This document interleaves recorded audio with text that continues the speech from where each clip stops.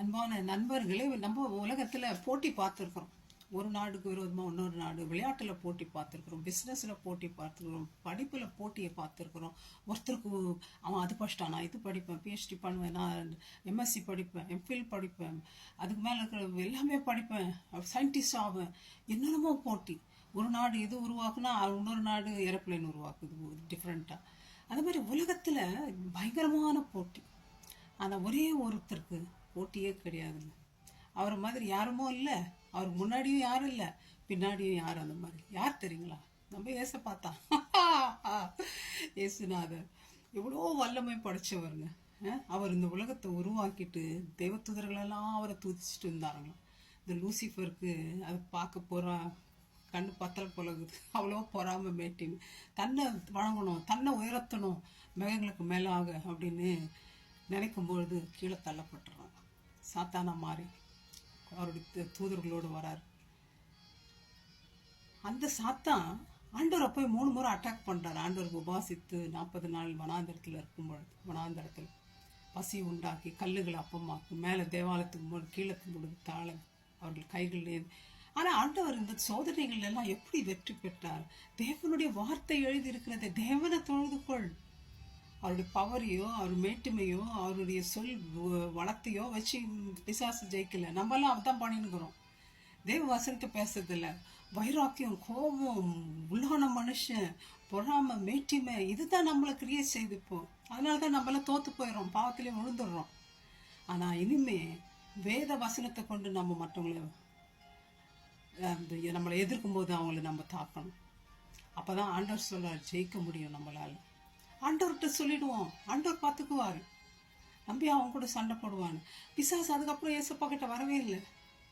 ஆனால் ஆண்டவருடைய பிள்ளைகளை அட்டாக் பண்ணணும்னு ஏதேனும் தோட்டத்துக்கு போகிறோம். பொய்யுக்கு பிதாவுமானவன் என்ன பண்ணுறான்? பொய்யை பேசுகிறான். நன்மை தீமை கொடுக்கறத நீ என்ன அறிஞ்சிக்கலாம். தேவனை போய் என்னத்துக்கு அதை அறிவித்துக்கு விட்டு வச்சுருக்குற? சாப்பிடு, என்ன அழகாகுது பழப்பழான்னு. அப்பா டம்ளரில் ஊற்றுனா என்னம்மா இறங்குதும்மா. அதான் சிகரெட்டு குடிக்கிறவங்களை நான் கேட்குறது உண்டு. எப்படிங்க இருக்குது? பார்க்கவே நாத்தம் ஸ்மெல்லு பத்தலை, எப்படி உள்ளே போகுது அது? அப்படியா பிசாசு மயக்கிறோம். பழப்பழப்பை கொடுத்து சாப்பிட வச்சு பாவத்தில் உழ வச்சு சந்தோஷமாக நம்மளை வச்சு ஆண்டவர் அவரை விட்டு விலகி போகும்படி பிரிவினையை உண்டாக்கி பாவத்தை உலகத்தில் கொண்டு வந்தான். அந்த பாவத்தை அவன் ஜெயிக்கலாம். பாவத்திலேருந்து நம்மளை விடுதலை பண்ணானா? பாவத்தில் தள்ளி விட்டு அவன் தானே தள்ளலாம், அவன் தானே ஹெல்ப் பண்ணணும். அவனால் முடியல. அவனுக்கு தெரிஞ்சதெல்லாம் என்ன? கொடுமைப்படுத்துறது, சித்திரவதை பண்ணுறது, அடிக்கிறது, வேதனை கொடுக்கறது, சமாதானத்தை எடுத்து போடுறது. இதுதான் சாத்தானுடைய வேலை. ஏசுநாதர் விட்டு அமைதியாக பார்த்துன்னு பாரு. அது தாங்க உண்மையான தாய் தந்தை என்ன பண்ணுவாங்க? சும்மா உன் பிள்ளைய அடிச்சுட்டு கொலை பண்ணிட்டு வேதனையில் குற்றிரும் உயிருமா இருந்தால் சும்மா இருப்பீங்களா? இருக்கவே மாட்டோம். என் புள்ள எனக்காக நான் போய் அவனுக்கு உயிரை கொடுப்பேன், நான் அவனை காப்பாற்றுவேன்.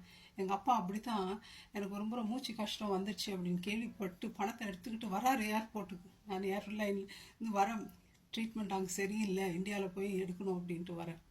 அம்மா நீ கவலைப்படாத, நான் காசு எடுத்துன்னு வந்துக்கிறேன், உனக்கு என்ன செலவானாலும் சரி நான் உனக்கு செலவு பண்ணுறேன். என் தகப்பனார் வந்தார். அதே தான் ஏசுநாதர் நமக்காக குற்றுயிருமா கொலை உயிருமா இருக்கிற நம்ம பார்த்து வேதனைப்பட்டு, என் சொத்து சோதரெல்லாம் எனக்கு வேண்டாம் விட்டுட்டு பரலோக ராஜ்யத்தில் நம்மை தேடி நமக்காக இந்த உலகத்துக்கு வந்தார். ஃப்ரெண்ட்ஸ்,